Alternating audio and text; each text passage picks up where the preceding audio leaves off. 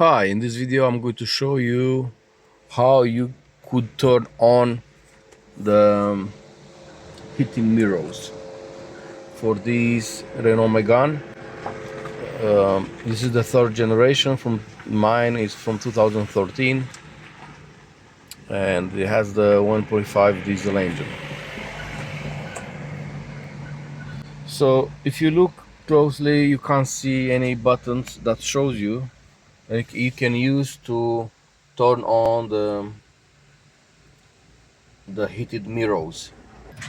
We start the engine.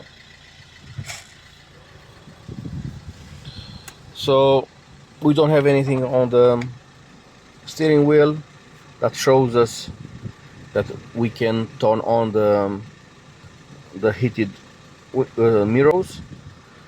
And what I've noticed during the winter, that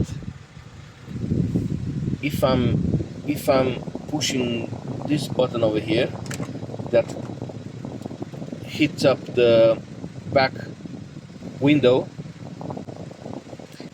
in the same time it hits up the mirrors.